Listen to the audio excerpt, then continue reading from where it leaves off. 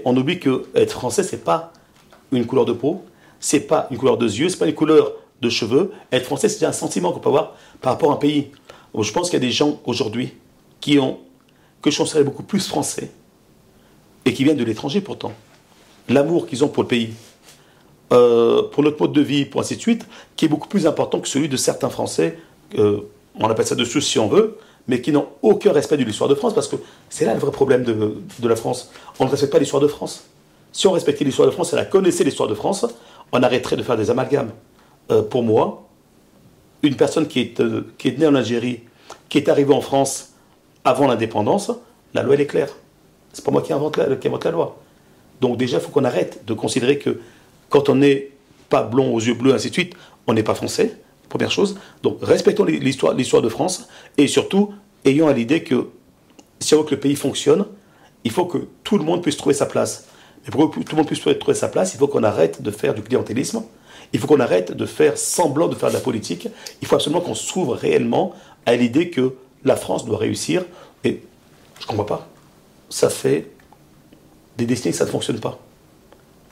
Et on revient toujours à la même chose. On revient toujours à la même chose. Ça fait que moi, je ne suis pas beurre.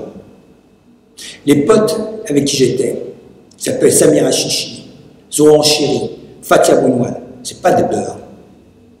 Ce sont des Français. Aux origines marocaines, algériennes ou tunisiennes. C'est pas le monde beurre. C'est comme ça que nous, on se présentait et représentait, et comme on voulait qu'on nous considère. Nous ne revendiquons pas le fait d'être français. De fait, nous étions français, puisque nous étions nés en France. Et quand bien même ceux qui n'étaient pas nés en France avaient une double nationalité, mais se considéraient français aussi. Sans pour autant tourner le dos à leurs racines. Peut-être que c'est pas encore rentré dans les mœurs, à savoir qu'on peut être français, on peut être noir, arabe et être français, quoi. Mais bon, mais il y a toujours... c'était un truc qui était ancré longtemps, quoi, à savoir... tout vient d'où, quoi. Parce que c'est ça aussi, hein. Moi, j'ai beau être là depuis pas mal d'années, elle m'a dit, ah ben, tu viens d'où? Toujours... Bon, il y a ça, quoi. Mais bon, je pense que ça va changer. T'inquiète pas, ça va changer. Avec le temps, laissons le temps au temps. Hein. Voilà, laissons le temps au temps. Et ça va changer, quoi. Mais moi, j'ai confiance, vraiment, vraiment. Regarde les Jeux Olympiques, c'est merveilleux. Hein. Toute cette population bigarrée, là, vraiment. Et puis, vraiment... Et que ce soit les Renois français, pardon, les ultramarins français, ils ont apporté des médailles, mais en se battant, en se disant, nous on est français, en se disant, nous on est français, et voilà, on est fiers, vraiment, de se battre, d'apporter cette médaille-là, vraiment. Même Thierry Henry, j'ai écouté une de ses interviews, il dit, mais il faut qu'on arrête, hein. Nous on est français, et j'adore le drapeau français. Et on s'est bagarré, on s'est battu pour amener cette médaille-là. Parce que, voilà, on est français, et voilà, et on est fiers de l'être, et on aime le public, voilà. Donc, aussi, je veux dire que, bon, là, c'est cette bagarre-là qu'il faut mener. Parce qu'en ce moment, il y a des choses aussi qui...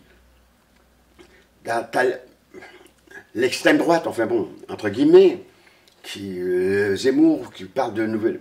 comment ça s'appelle, comment ça s'appelle, du danger de cette civilisation.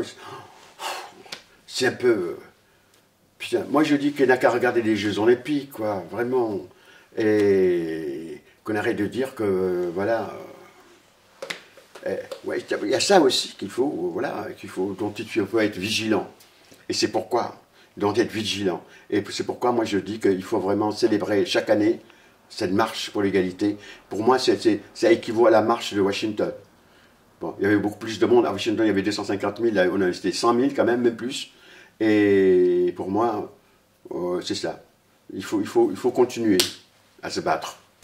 Donc je pense que nous, on va aller chercher ce qui nous revient de plein droit.